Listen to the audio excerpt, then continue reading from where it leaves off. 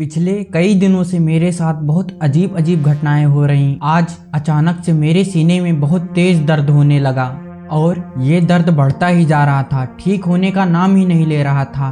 फिर हम अगले दिन एक डॉक्टर से कंसल्ट करके लखनऊ गए। उन्होंने बोला था मैं इनको ठीक कर दूंगा, आप ज़्यादा टेंशन मत लो। फिर उस दिन मैं और मेरी दादी माँ और मेरी मम्मी लखनऊ जाने की तैयारी करने लगे। फिर हम 3 लोग लखनऊ जाने के लिए घर से निकल गए और करीब 3 घंटे बाद हम लखनऊ पहुंच गए।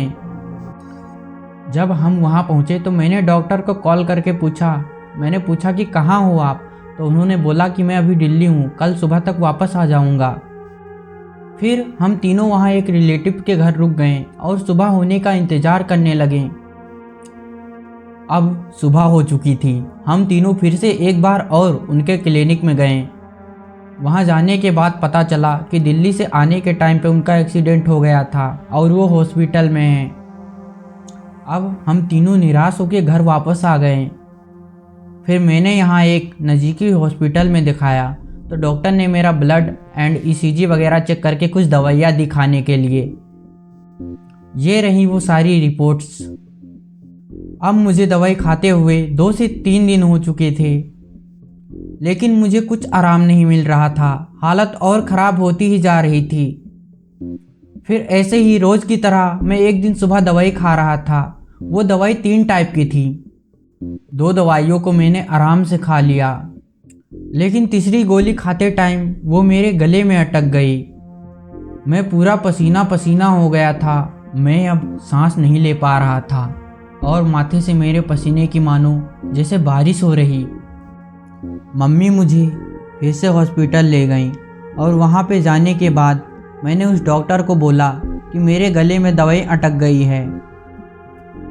तो उसने जो जवाब दिया उसे सुन के मेरा खून खौल गया। मुझे बहुत गुस्सा आया। उसने बोला कि दवाई अटक गई है तो क्या मैं हाथ डाल के अंदर निकाल दूँ। मन तो कर रहा था उसके क्लिनिक में आग लगा दूँ, लेकिन ऐसा कुछ नहीं हुआ। उस चूतिया डॉक्टर ने फिर से मेरा कोई दिल से रिलेटेड कुछ चेक किया।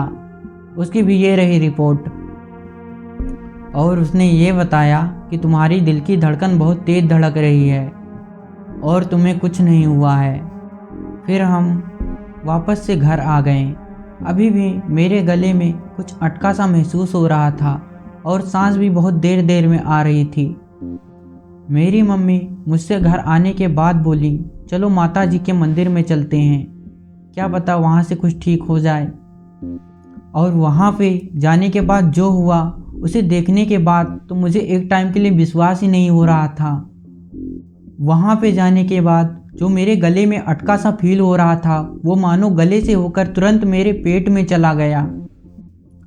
उस दिन उन बाबा ने एक आटे की गुड़िया बनाई और मेरे सर के कुछ बाल, साथ में टी शर्ट का धागा, उन सबको एक काली थैली में डालकर उस पर कुछ मंत्र फूंक कर मेरे ऊपर 7 बार घुमाकर मेरे भाई से बोले, जाओ जाकर कहीं से दूर फेंक आओ और अगर तुमको कोई पीछे से आवाज़ दे तो पीछे पलट कर भी मत देखना।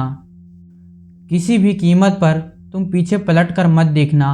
अगर तुमने देख लिया तो इसका अंजाम बहुत बुरा हो सकता है। मेरा भाई बहुत डर गया। वो डरते डरते उसे फेंकने के लिए गया। फिर 1-2 दिन तक सब सही चल रहा था। फिर तीसरे दिन अचानक से मेरे सीने में फिर से दर्द होने लगा।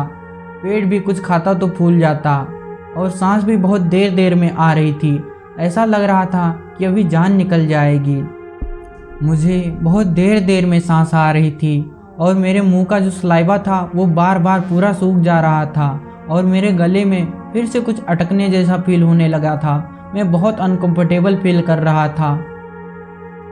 फिर मेरी मम्मी मुझसे बोली कि तुम अपने मन में अपने घर के कुल देवी देवताओं को याद करो और उनसे माफ़ी मांगो। उनसे बोलो कि अगर कुछ गलती हो गई हो तो वो माफ़ कर दें और अगर कुछ गलती नहीं हुई हो तो वो सही मार्ग दिखाएं। मैंने ये सब अपने मन में जैसे ही बोला था, कसम से उसके कुछ देर बाद मेरे नानी की कॉल आ गई और उन्होंने एक मौलाना के बारे में बताया मेरी मम्मी को। फिर मेरी मम्मी मेरे को देर ना करते हुए उन मौलाना बाबा के पास ले गईं। वहाँ पे जब हम पहुँचे तो वहाँ पे बहुत भीड़ थी। फिर वहीं एक कोने में बैठकर मैं अपने नंबर का वेट करने लगा और करीब 2 घंटे बैठने के बाद मेरा नंबर आ गया और मौलाना ने मेरे हाथ की नस देखी तो उन्होंने मेरी मम्मी से बोला, ये तो आपके बेटे को बहुत दिन से परेशान कर रहा।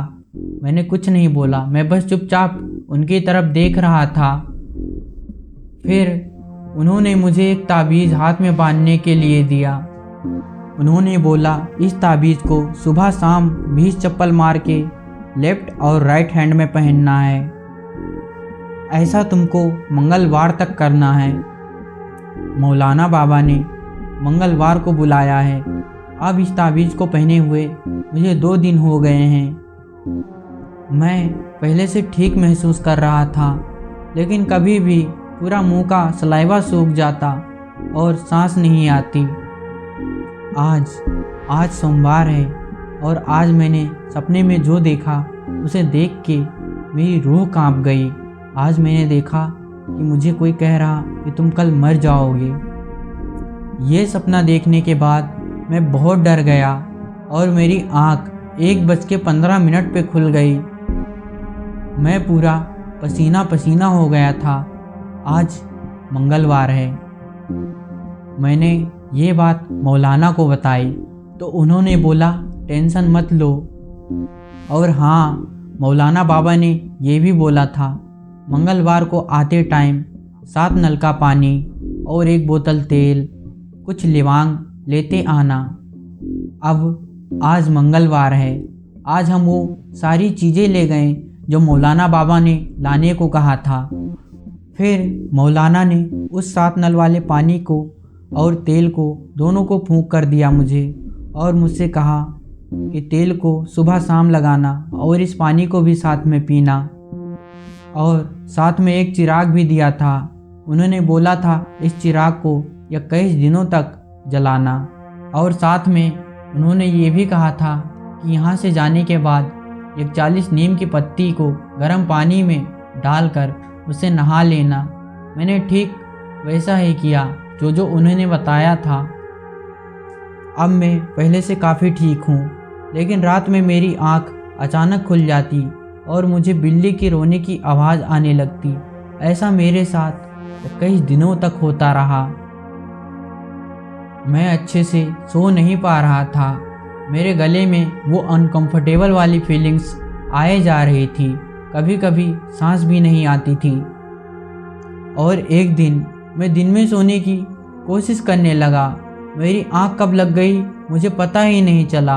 और करीब 1 घंटे बाद मैंने फिर से वही सपना देखा। मैंने सपने में देखा कि मैं कल मर जाऊंगा।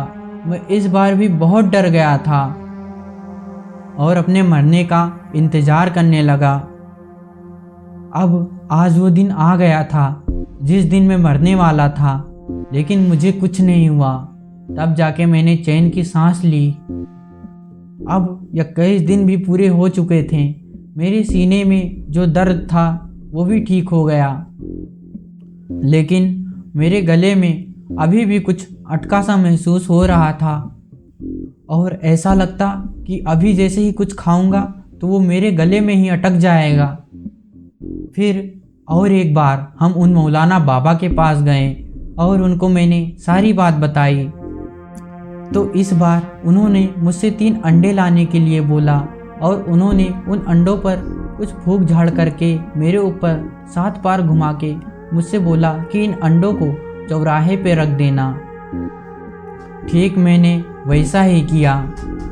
उसके बाद से मेरे गले में जो अटका सा फील हो रहा था वो तो ठीक हो गया, लेकिन अभी भी मैं ये सब जैसे ही सोचता हूँ कि मैं सांस नहीं ले पा रहा तो मुझे सांस ही नहीं आती।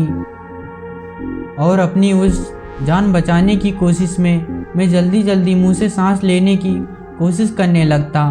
कसम से कुछ समझ नहीं आ रहा मैं क्या करूं। बहुत परेशान हूं। पता नहीं क्या होगा मेरे साथ, जिंदा बचता हूं या नहीं। अगर मैं जिंदा रहा तो अगले महीने में फिर से आपको आगे की स्टोरी बताऊंगा।